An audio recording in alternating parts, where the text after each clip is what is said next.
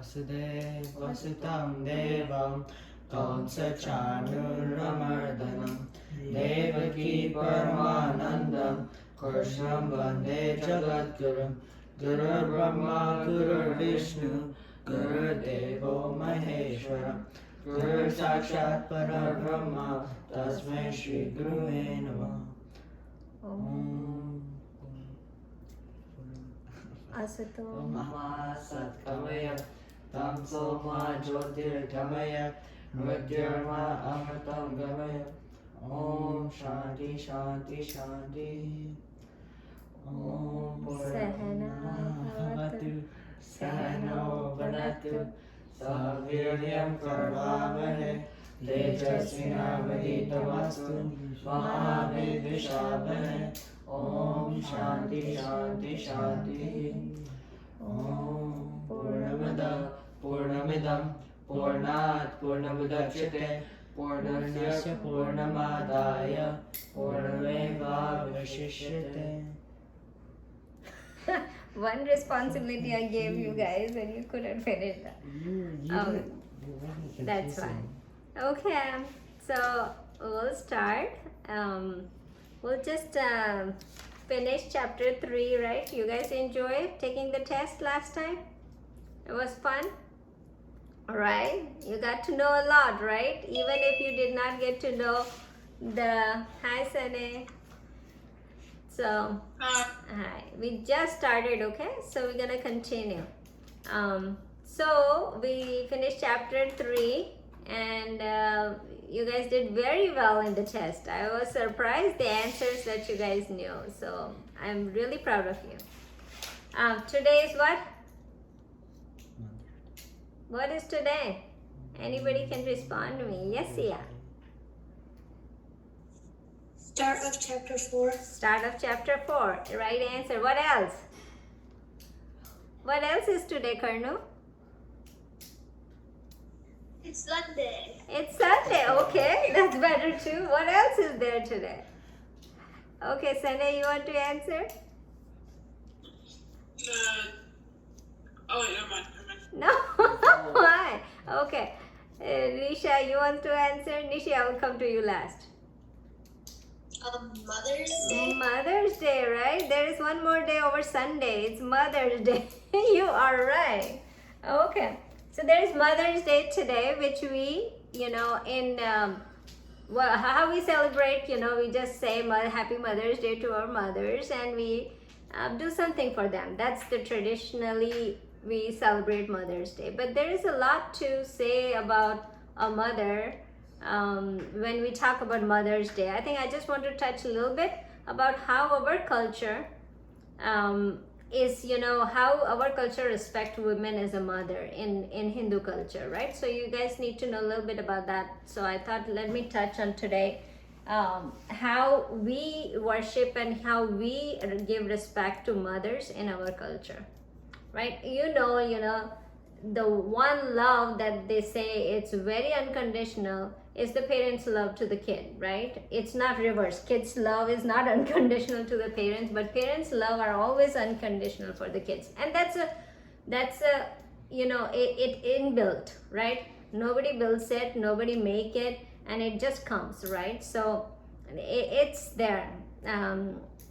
That's what it is, a mother's love to the child is always said it's an eternal love. It's the love that it's unconditional. Nobody else can love that much as mothers love their kid. That has been said in many cultures and in many men. In Hindu culture, what's the difference between one thing that a Hindu culture brings to mothers? You know what it is that we have put goddess also. It's not all God, there are goddess too. So we have respected the mother of the whole entire world, the creator. There is a mother to it too. None other culture gives the mother that responsibility, or did not bring the mothers to that level, because in our culture both male and female are together to create this whole world. It's not just a male created world, it's the male and female came together to create the world. That's how it is saying. So we have three main God, you know that, right? What are the gods? Can anybody tell me what are the three gods that that created the world? Brahma, Vishnu, and Shiva. Yeah, Bhagwan, Vishnu and Mahesh or Shiv, right? So those are three gods that we said. One is, what is Brahma? Brahma is the creator, right? Brahma is the creator. Vishnu is the Palan, which is preserver, right? So Vishnu is the preserver who handles the whole, preserved everything. Yeah, what is Shiva? Destroyer. Okay, destroyer. Let them answer too, guys. Okay, so Brahma, Vishnu and Mahesh. Mahesh or Shiv, right? Brahma, Vishnu, Shiv are the three gods that we talk about, which is creator, preserver and distractor, right? Or destruction. So these are the three gods that we talk about. Now, where the woman role comes in. Brahma comes with two goddesses, which is Gayatri and Savitri. Gayatri and Savitri. Vishnu is with Lakshmi and Shiva is with Sati and Parvati. You can say Sati or Parvati, whatever, different stories with different things. So Sati or Parvati comes with Shiva, right? Now Brahma, who is the creator, there is Gayatri and Savitri. Savitri is known for whole worldly knowledge. All the knowledge that we get, worldly knowledge, that is Savitri. Gayatri is all spiritual knowledge, all adhyatmic knowledge. Spiritual means adhyatmic in Hindi. So Savitri, bhautik, means worldly knowledge. Gayatri, all adhyatmic knowledge, means all spiritual knowledge. So with both these knowledge, Brahma created the world. So Brahma, when Brahma is known as a creator, then Brahma created the world with help of two women, two mothers, that are Savitri and Gayatri, because those are knowledge. So that's where the creation of the world comes. Now preserver, right? Vishnu is the preserver, but to preserve the world you need some tools, vehicles, right? So that to help preserve. Who gives that? So Lakshmi is the one that provides all the tools, all the vehicle to preserve the world. So that's why the Lakshmi comes. So Lakshmi Mata comes for the preserver. Without Lakshmi, Vishnu cannot preserve the world. So again, the weightage of mother is right there to preserve the world.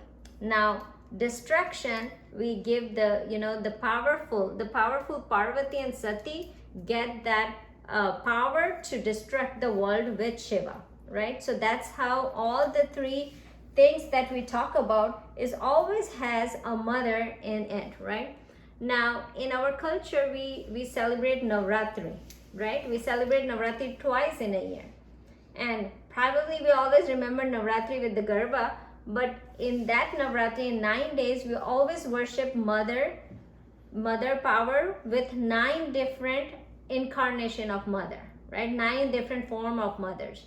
That's how we celebrate. So mothers in Hindu culture are celebrated through, have given the respect and the power the same as we have given to the male god. So for our culture, we always respected mother as up high as, as father of the, world, or father of the, creator, and all those things. We have put mother at the same position. So with that said, in our culture, we already had mother to a respectful position, right? To start with, we worship them, we actually give the respect to them, we do worship, we do puja with them, we do a lot of ritual things with mother, which comes with different forms, right? So we need to understand that since the eternity, we are worshiping mother, right? Now this Mother's Day is actually confined to just say, okay, we are talking about our own mother. But also with our own mother, there is we talk about the entire motherhood, that the powerful motherhood that is given in our respectful sense, that is given to our, in our culture, to the mother. Always remember that part too, right? So that's where our culture comes from, to respect women. right? Because the women is given equal power as male. So when we talk about women equality and everything, our culture gives us from the beginning the equality of women and men, you know, the equal standards and everything. So I don't know why, you know, other culture are very surprised about equality. We have shown it since long ages. We have this equality between male and female, right? So remember that. Now coming to today's time, make sure that we respect our mother, right? Because there is unconditional love that comes from mothers, and that's what we celebrate today, right? Their love. So I hope you guys have celebrated your Mother's Day very well and made your mother feel very precious, right, on today's day, like Christian, Sean, and Reha made me feel. So I am thankful to have such a good day, and I felt very precious today. So just wanted to touch base with our culture before we move on to chapter 4 and start chapter 4. So hopefully you give the same respect to women as our culture shows the respect to women in our, you know, in our culture it has been shown. Okay, so let's move on back to our class. So we are going to chapter number 4. So far what did we do? We went from chapter number 1, which was Arjun Vishad Yoga, right? It was the sorrowness of Arjun that came up. Oh, I don't know what to do. I'm in this middle of this fight. I don't want to fight. And the sorrowness, the suffering we saw in chapter 1. Then chapter 2 came where Krishna Bhagavan gave the whole summary of entire Gita, the knowledge, and he says that, you know what, you are not this limited body, mind and intellect. You are this infinite consciousness, right? Unlimited consciousness. You are that. So he gave the knowledge of self in chapter number 2, so he gave knowledge of self in chapter number 2, which actually went to the next question, saying that should I do knowledge of self or should I go with knowledge path of action, which I should pick. So now Krishna Bhagavan explained the chapter number 3, which is Karma Yoga, right? So he explained all the Karma Yoga and say what you have to do is you have to do all your daily activities convert into spiritual activities. That's what he taught in Karma Yoga, right?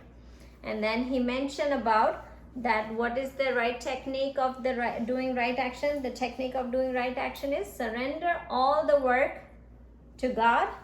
All the work, any work that you do, surrender it to God without attachment and without desire, right? All the action and result. Sorry, I always forget the result. Result is more important because action we can, sometimes the result is the hard to give it to God. So all the action and result should be surrendered to God without any desires and attachment, engage in action and without any agitation, right? So that was the technique of doing the right action that God gave us in chapter number 3 in Karma Yoga, right? So we got to that point. Now we start chapter number 4. We'll start with the name of chapter number 4, which is a little bit easy because we already went through chapter number 2 and 3. It's a mix of chapter number 2 and 3. So how to put that together? So the name of chapter number 4 is Gyan Karma Sannyas Yoga. It's a long, but it is combination of chapter number 1 and 2. So chapter number 1 was Gyan, right? So Gyan Karma. Karma is chapter number 3. So Gyan Karma Sannyas Yoga. In English, we will say the yoga of renunciation of action in wisdom, right? So that's the name of the whole thing. So you want me to rewrite it? Because different Gita will say you different names. I just want you to have the same name all together. So the yoga of renunciation. Renunciation means sannyas, right? I will tell you in renunciation of action in wisdom.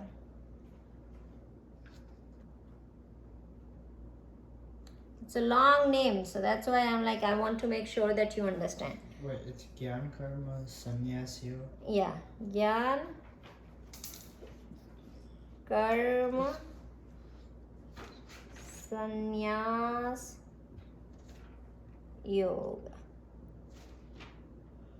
So yoga is yoga, right? Sannyas is renunciation. Gyan is wisdom and karma is action. Right? So Gyan is wisdom, karma action, sannyas renunciation, and yoga means yoga. The thing that we do, right?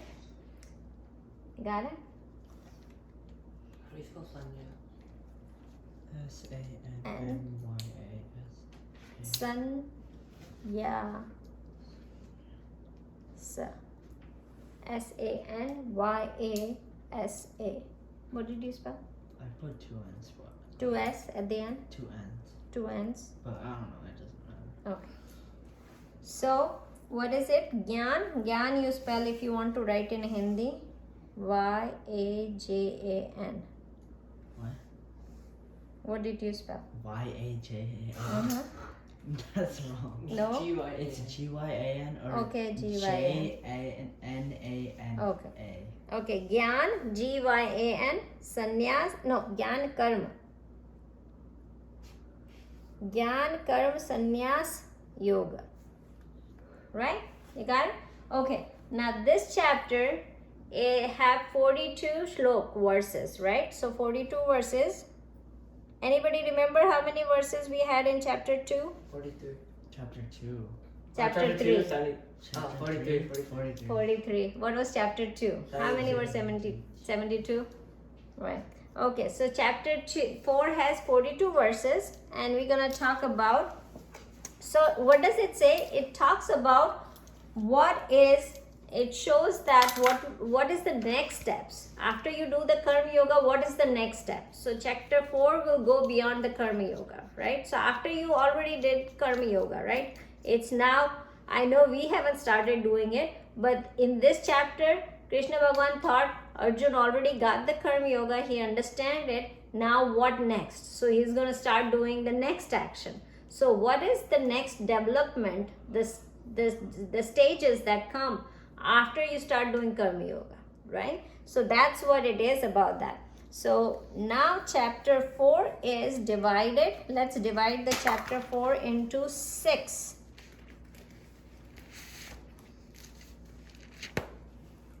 6 topics. So we divide chapter 4 into 6 topics. The first topic is study of self is eternal.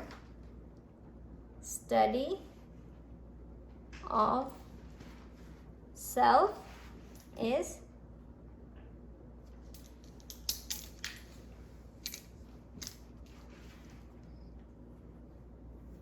eternal. I will just go with the steps and then we will take one step at a time and talk about it. Then the second is how self is related. Wait, what about the shlok numbers? Oh, shlok numbers. The first one is 1 to 10. So the first step has 1 to 10 shlok. Then how self relate to action, which is shlok 11 to 18.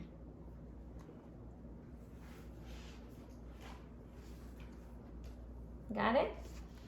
Number 3 is action of enlighten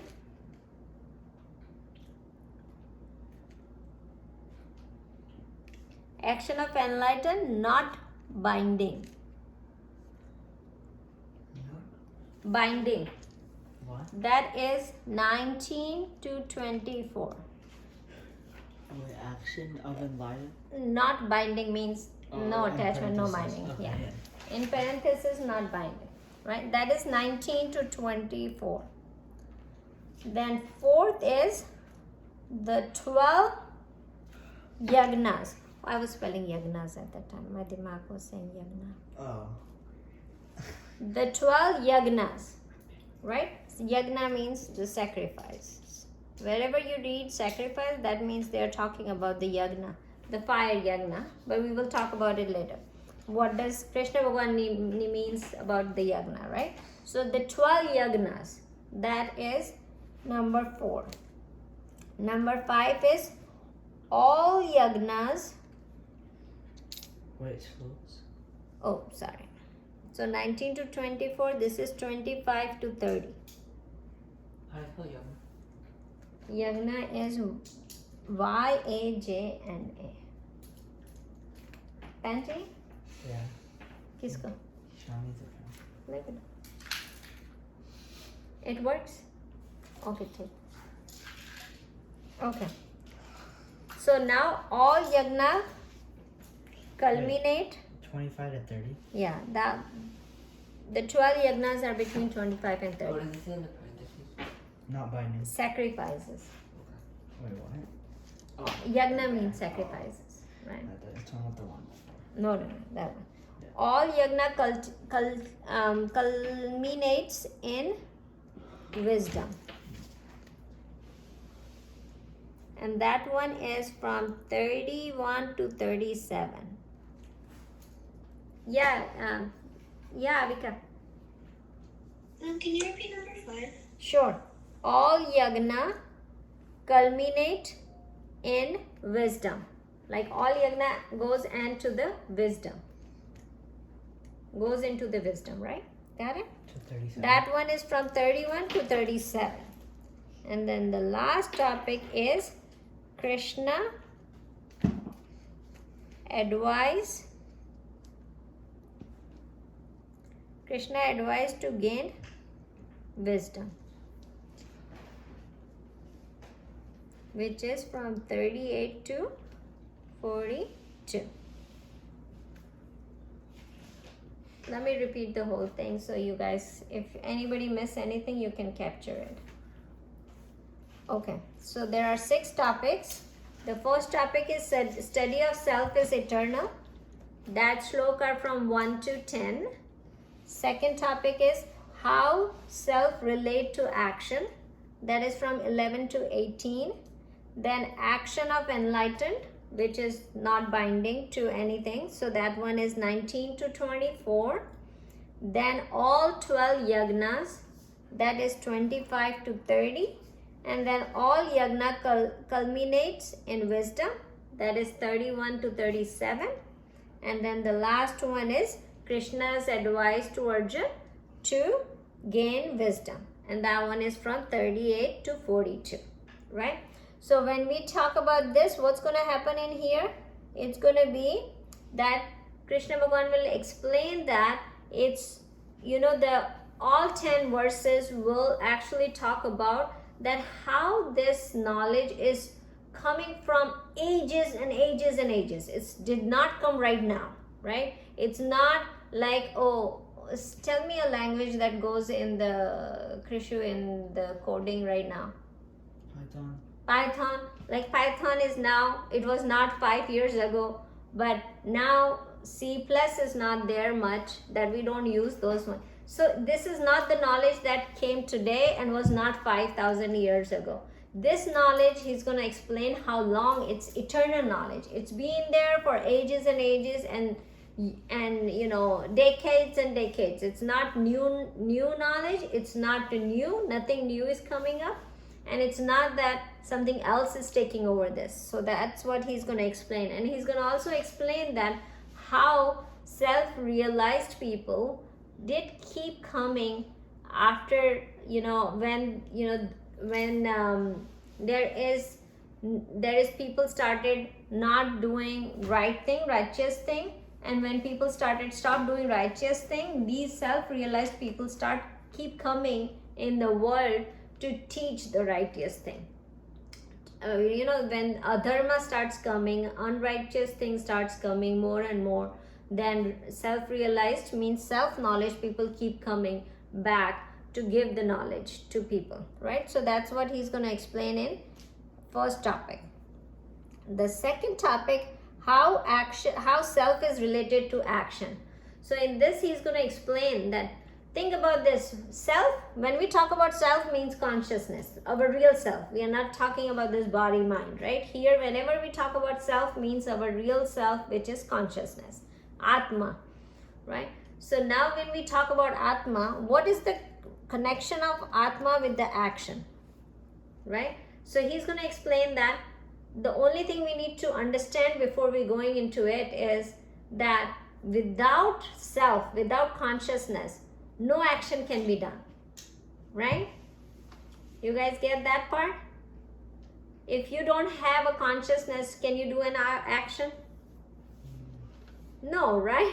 If you, by then the body would be dead, right? If consciousness is not there, then you cannot do any action, right? So without consciousness, you cannot do any action. But the consciousness never interferes in what your actions are. Consciousness never comes in the middle. Your Atma never comes in the middle of whatever you do. It's like a petrol or fuel in the car, right? Does the fuel guides you where to go? Does the fuel tells you, no, take me there? Or you are going to the wrong direction, you wanted to go this direction and you are going in that direction. Does the fuel tell you? It doesn't tell you anything, right? But without fuel, can car drive? The car cannot go anywhere without fuel, right? So what it is that the action and self, what is the relation between those? Without self, there is no action. But whatever action you do, it is not dependent on the self. Self doesn't interfere in it, right? So that's what we need to understand when we talk about this topic, right? Okay. Then action of an enlightened person, right? So when we talk about the enlightened person, the action, how it is, like it is free from desire. We already know about that from chapter number 2 and 3. We already know about there is no, it is the actions are without expectation. We don't do any, the enlightened person doesn't expect anything from the other person, right? Or any situation. They are not expecting anything. They are living a perfect detached life, right? Now you need to understand that it's not that they are not doing the worldly action. Everybody does worldly action. Worldly action, do we eat food? Yes. It is worldly action, right? Everybody does. Even an enlightened person do worldly action. But what do they do is without any attachment, without any desires, without any expectation. So we're gonna go and study that more. And then, that person is way away or above and beyond from the suffering and sorrow, right? That's what we're going to talk about in point 3. The point 4, which is the 12 yagna, right? So in this, Krishna Bhagavan will explain how we can do, yagna usually is what is yagna used for? Can anybody tell me what is yagna? Whenever I say yagna, what comes in your mind first? Fire and sacrifice. Anybody from there? What do you think yagna is? When I talk about yagna, fire? Who said that?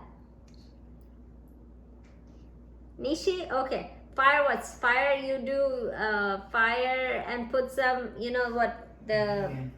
ghee and everything, right? That in the yagna, and give some ahuti. Ahuti means something to the fire god. That's yagna, right? That's where it comes up. That's what our ritual thing is. So Nishi, you are right. It's the fire thing, right? We do. But Krishna Bhagavan gave a new meaning, which we discussed in our chapter before too. He gave a new meaning to yagna, right? Yagna is everyday things that you do. Everyday things you do. You were saying what yagna Krishna Bhagavan defined? Okay.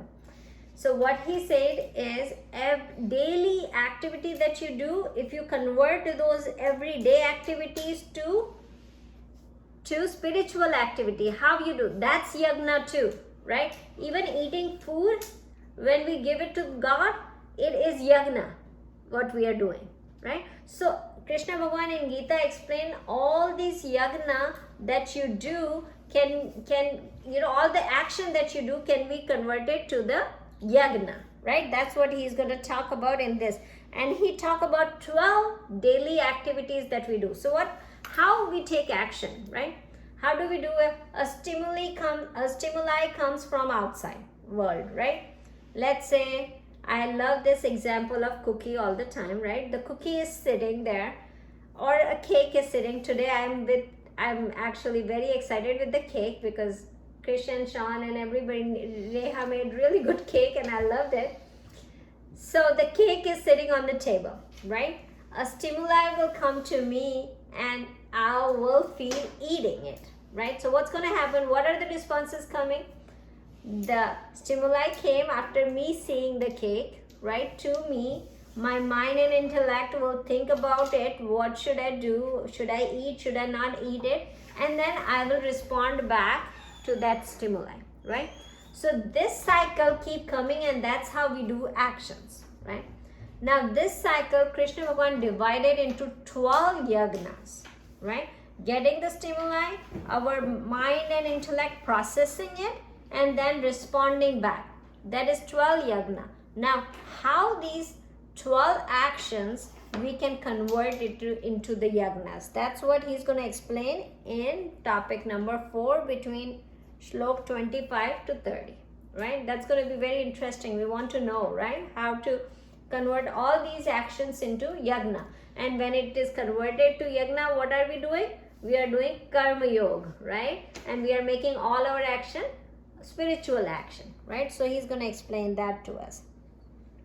Now number 5 is all yagna is culminated to wisdom. So in this, what he's going to do is, after doing these 12 yagna every day, right, how the person will gradually gain the knowledge of self, right? So again, he's taking the same topic, but he's actually now talking more practical way. And then he's saying that when you start doing this karma yoga and you convert all these daily activities to spiritual activity, you will start getting the gyan, right? You will go towards the knowledge, path of knowledge itself. That's what he is trying to tell it. So you will start purifying your mind, and purification of mind and devotion and purification of mind will lead to you to the knowledge, path of knowledge, right? You got that? So that's what's going to be in topic number 5. Topic number 6, Krishna will advise to gain wisdom, right? And he's going to talk about this this supreme peace that you're going to get out of this wisdom. He's going to talk about that, and that's going to, accelerate Arjun to get to this wisdom. And definitely so many people get to the point where they wanted to get this knowledge, right? They wanted to do karma yoga and then get to this knowledge. So Krishna advising to Arjun, but it's going to be advising to all of us to gain the knowledge, to gain the wisdom, right? So that is from slok number 38 to 42. So that is the whole chapter divided. And all these topics we're gonna learn in chapter 4. I'm very excited to go through this. So we're gonna start with shlok number 1, and I think I haven't assigned anybody, right? Did I assign anybody to read the shloks? No. Anybody wants to volunteer to read shlok number 1? Sia, you want to go? Okay, can I open my Gita book really quickly? Yeah, sure. And Risha, you want to go for the second shlok if we do second shlok? Sure. Okay, awesome. What page is it? Go to chapter 4 and the first shlok of chapter 4.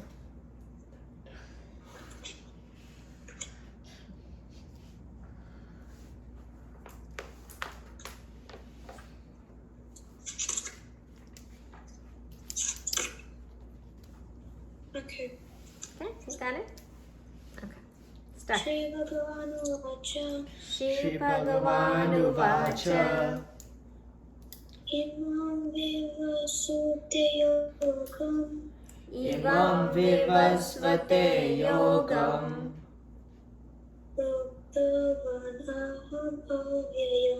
Proktavanaham avyayam.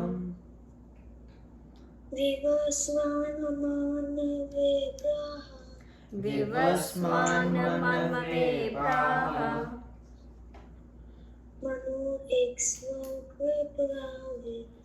Manurikshvakave bravet. All together, really good. Shri Bhagavan Uvacha. Imam vivasvate yogam proktavanaham avyayam vivasvan manave praha manurikshvakave brave. Okay, very nice slope. So this, what we are starting in this say, the study of self is eternity, right? That's what we are talking in this. So here Shri Bhagavan Uvacha means Krishna Bhagavan is saying to Arjun, and what is he saying? That this impermissible yoga, this thing that I talked to you about, means what did he talk to us about? So he talked to us about, so he is indicating what I talked to you, those yogas. So what are the yogas that he already mentioned to us so far? What are the yogas that he already mentioned to us so far? Go, Krish. Jnana and Karma Yoga. Gyan and you got turn off, Raja. And if you want to add Bhakti Yoga. Bhakti Yoga to bhi aaya nahi hai, but that's good. Kinda. That's in chapter 12. But he talked about that. Sunny was also answering.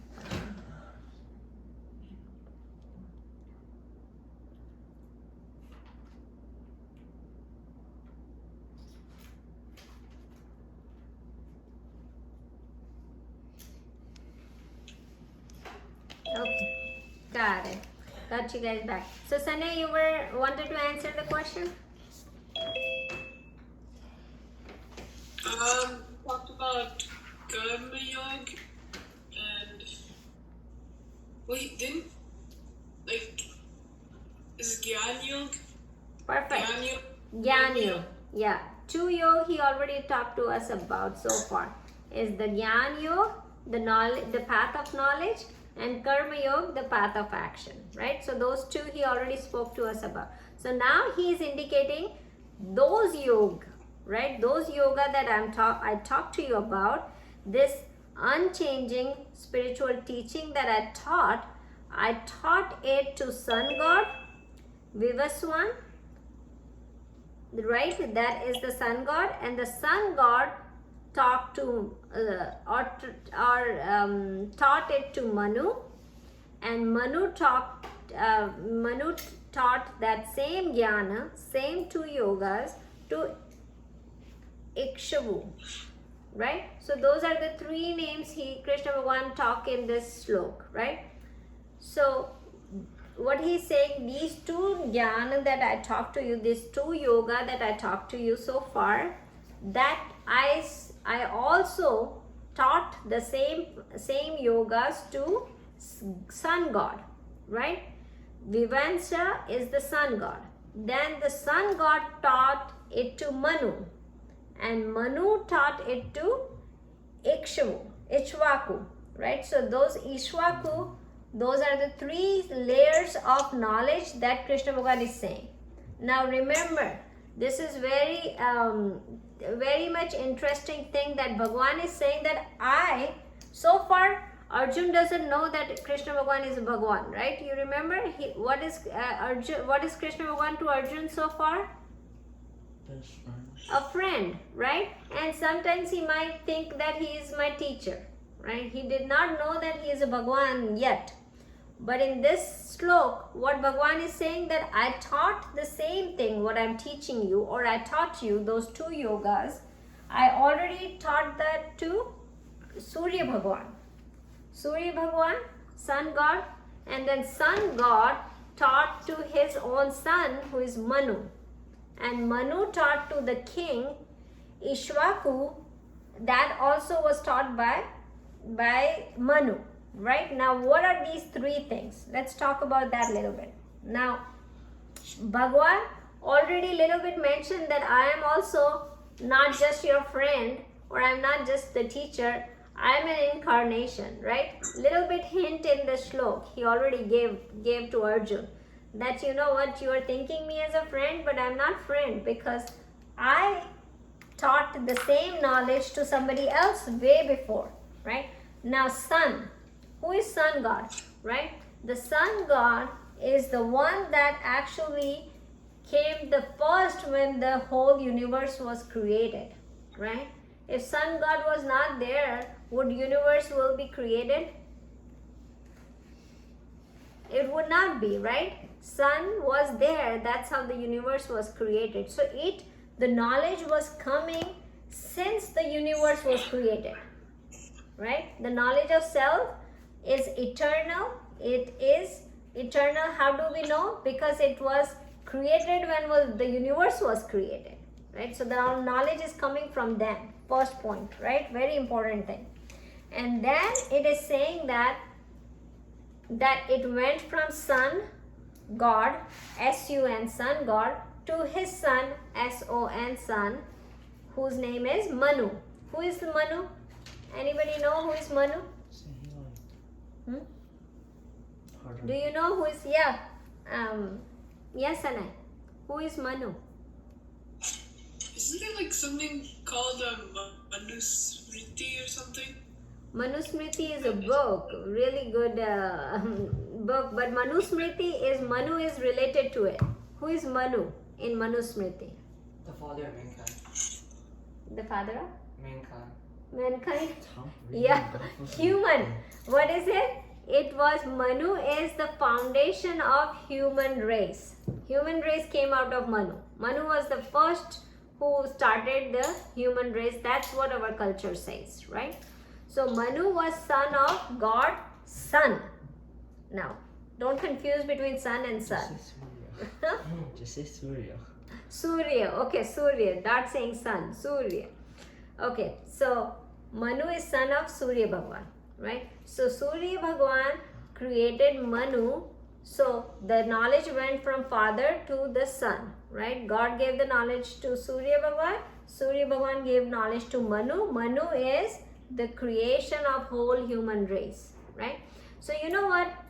This has been a foundation of our culture, our Hinduism, that the universe come in existence, right? There is a creator, Brahma, who create the universe. Then Vishnu preserved the universe, and then at the end, when it is about to destroy, Shiva destroys the universe. Then new universe comes again. Then the whole cycle keeps going, right? So that's how it is. So now Manu is the one who always generates the human race in the universe. That is being known. So Manu is the father of whole human race, right? You got that? So now sun god, and that is son of Surya Bhagwan, right? So then this knowledge which we are getting right now, it went from Bhagwan, God, to Surya Bhagwan.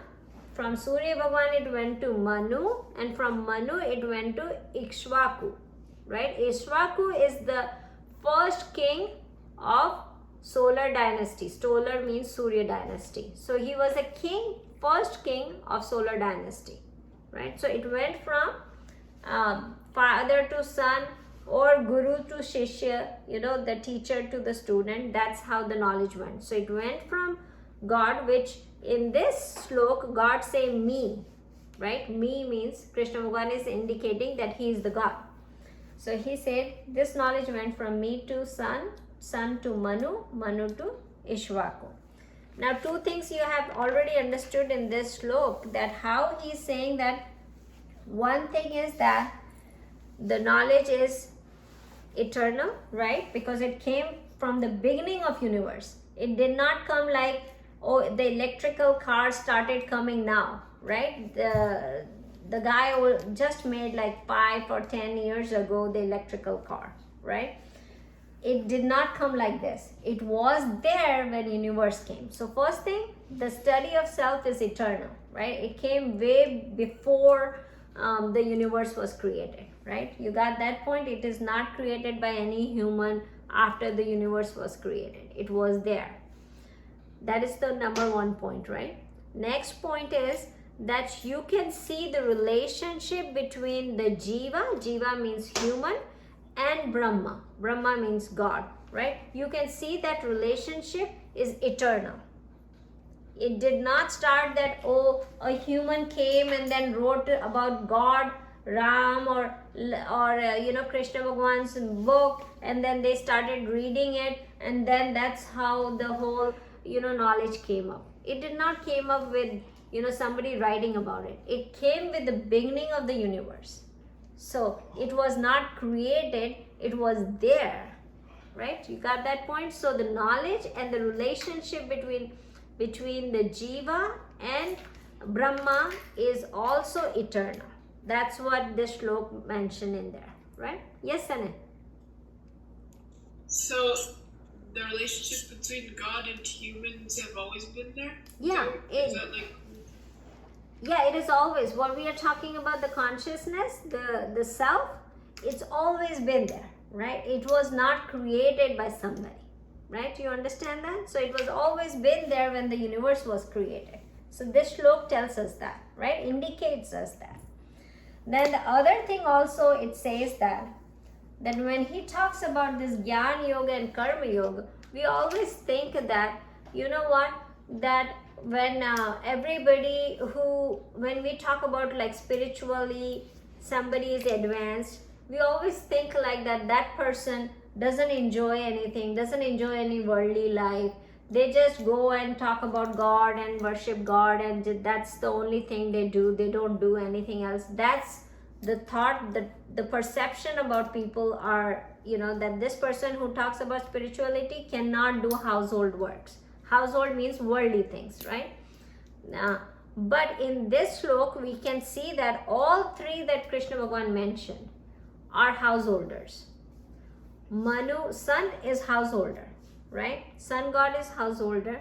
Manu is householder person, means grahast, right? You remember I talk about those 4 stages of life: brahmacharya, grahast ashram, vanastram, and after retirement, what was the retirement? The Vamprasth, or ek aur beech mein?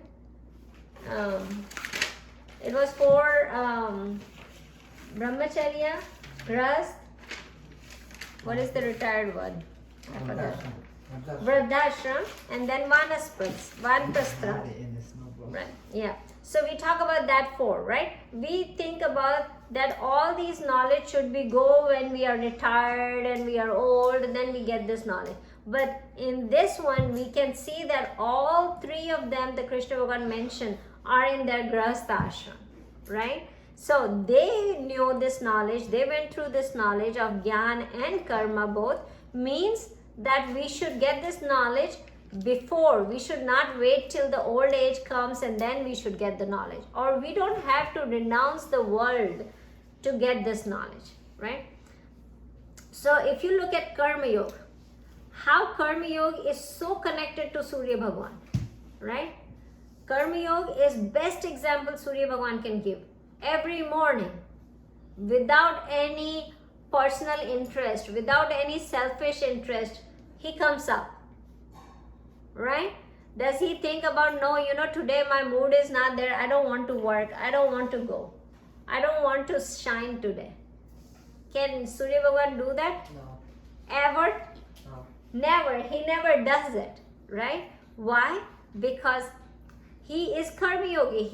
He do his action, right? His action is to give the light or rotate and come, or not rotate, but keep the solar system intact, right? And he does that, right? He never not do it. So the best example of karma yogi is doing every action without any selfish motive. Does sun has any selfish motive to come every morning and then go away every evening? Do you see any selfish motive of it? No. So he is the biggest karma yogi, right? So sun is the biggest karma yogi. So if you think about it, that karma yoga cannot be done by a householder, son is a householder and he does the Karma Yoga every single day, right? Without complaining, right? Then if you look at Manu, Manu is the generator of the whole human race. He has to be householder, right? And still he did his karma, right? And he got this knowledge. Now, if you look at the Ishvaku, he's the king, right? King has to do so many worldly things, right? King cannot just go and say, no, I am gonna just sit in front of God and just gonna pray and do nothing. Can a king do that?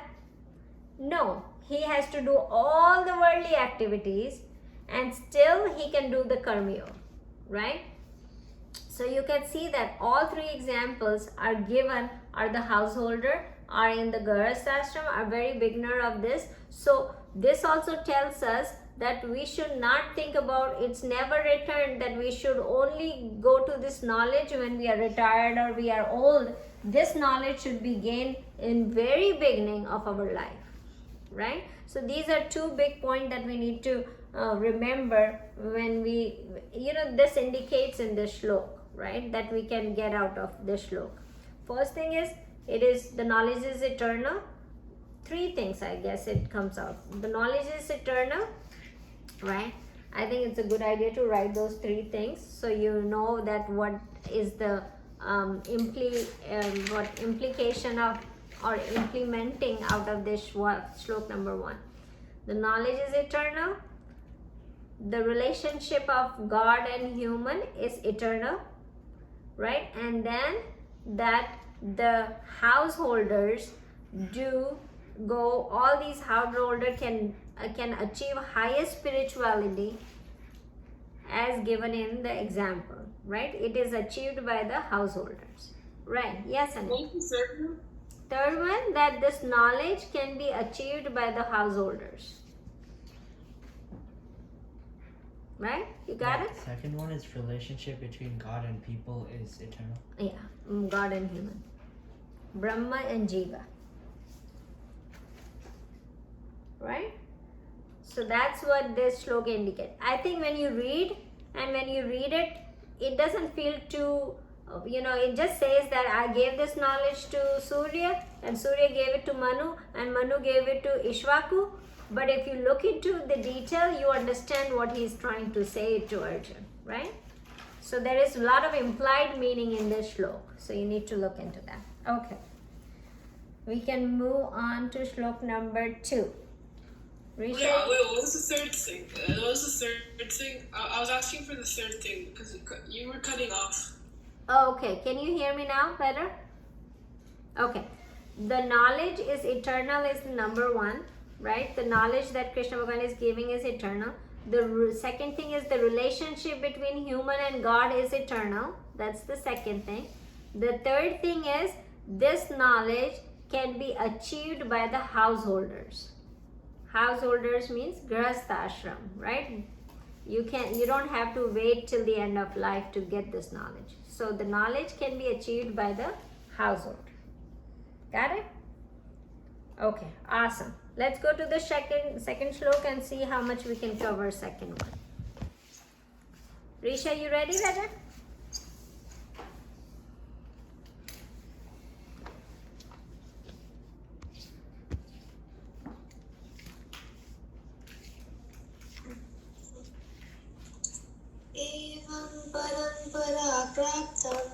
Evam parampara praptam Imam rajarsayo vidu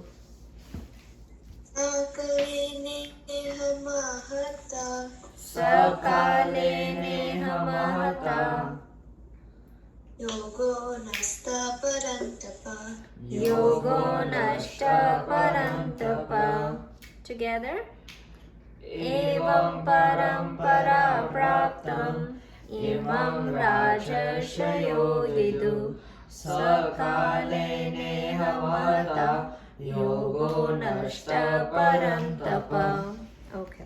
So here what he says that royal and sages have known this knowledge. Traditionally they are transmitted to Guru, to the prince. due to the long lapse of time, it has been lost, right? So the knowledge is perished. Now what he is trying to indicate here? He's saying that the knowledge went from traditional way to student, from guru to student, from parent to kids, right? Daughter and son, from father to son and daughter. That's how it kept going from generation to generation. That's the traditional way, right? You know, in olden days it has been said that they used to remember all the Vedas, and then Vedas, the either from guru, the student, there was no writing, right? There was no writing thing. So verbally they would sing it to the student, and student will memorize all of them, and then from student it goes to the next student, next generation, and next generation. That's how it kept going. And then from father to son, father to daughter, that's how it kept going. And there was no written documents, right? So it was only by memory they used to remember and keep going in the tradition, right? Now what happened is, because of the long lapse of time, you know, it did not transmitted well from one generation to another. For little while it kept going, but after some times it kept distracting. Now there were a lot of distraction between teacher and the students, right? The distraction comes. You can see that we don't learn everything what teacher says, and teacher sometimes don't say everything also, right? So both things happen, and we miss some things in the transmission, right? So there are a lot of distractions that used to happen, and then the knowledge kept lapsing. So the knowledge came nowadays, it's not the perfect knowledge as it used to be, right? And you will see that's why the incarnation keeps coming to give that knowledge again, because the knowledge get lapse in that long-term transmission. Now what happened? Distraction come.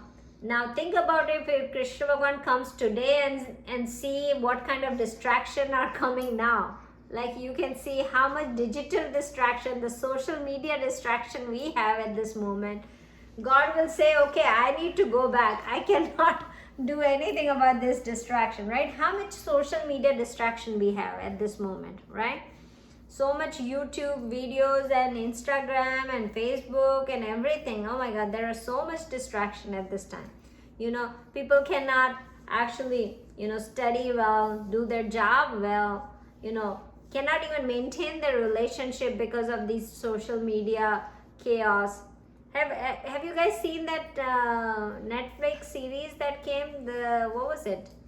Social media, what's the name? Social Dilemma. Have you guys seen it? All of you guys? You should see it. Huh? No, I think Nishi said no. You did not see it, right? Who hasn't seen that? You should see it. Social Dilemma, right? Have you seen it? Yeah, we watched it It's together. Together? a movie, right? Yeah. It's not a movie, it's a documentary. Oh yeah, like Yeah. Yeah. Have you seen it? We're No? watching debate too. Huh? We're You're watching debate too? It's a really good movie. After watching that, many of them guys deleted their Facebook account and their Twitter account. Many of the kids do that. I don't want you to do that, but watch it. Just for your knowledge, you should watch that documentary. It's really good. Because, you know, at this moment, how much we are distracted. Every one of us. I'm not saying you guys are distracted. I'm saying all of us are distracted so much that we cannot gain. Forget about spiritual knowledge. We cannot gain the knowledge that we need to do. We need to gain to, you know, for our further development. So that is one thing that we need to. So God is saying, because of the lapse, a long time lapse and distraction, this knowledge was lost between the transmission. So that's what he meant in the shlok number 2nd. Okay, we're gonna quickly read shlok number 3 because it's also a very small shlok. It's just giving an indication, and then we will move. We will do 4th shlok next time. So who's gonna read the shlok number 3? You? Okay. जोर से बोलना. Sa evaya maya tedya स एवायं मया तेद्य yoga prokta puratana योग प्रोक्ता पुरातन Bhaktosi me saka cheti. Bhaktosi me sakha cheti. Rahasyam hetaduttamam. Rahasyam hetaduttamam. Together. Sa evaya maya tedya yoga prokta puratana bhaktosi me sakha cheti rahasyam hetaduttamam. So he says the same ancient yoga has now been proclaimed to you by me, for you are my devotee and friend. That's why I'm giving you this same information. Now I'm giving it to you, and this is supreme secret, right? This knowledge is supreme secret. Now what God is saying here, explaining it, the same knowledge that I gave it to sun, Surya Bhagwan, now the same thing I'm giving it to you, right? And this knowledge is supreme secret. Now why did he say it is a supreme secret, right? Anybody can buy the Gita and study it, right? There is nothing secret in it. What is secret in it? What he's trying to say that, all of us human are so much deluded by the desire, right? That what happens is we don't know our inner self. We know our mind, we know our brain, we know our senses, we know our body, but any one of us don't know what is inside beyond these things, right? The self, we don't focus on the self anymore, right? So even though it is within us, it's still a secret for us, right? So that's why God is saying that this is extreme, supreme secret knowledge, right? So God is saying that whatever knowledge I gave it to Surya Bhagwan, now I am delivering it to you. So listen to it, right? This is the secret knowledge that I'm giving it to you. Now he said about this hidden secret is because it is inside us, but still we don't know about it, right? That's what he's saying. Okay, we will close this and we will start from shlok number 4 in next class. Okay, let's close it. Vasutam devam kansachanuramardhanam devaki paramanandam krishnam vande jagadgurum Guru Brahma Guru Vishnu Guru Devo Maheshwaram Guru Sakshat Para Brahma Tasmai Shri Gurave Namaha. Krishna Pranamastu. Okay guys, thank you. Thank you. Sia, you have a question?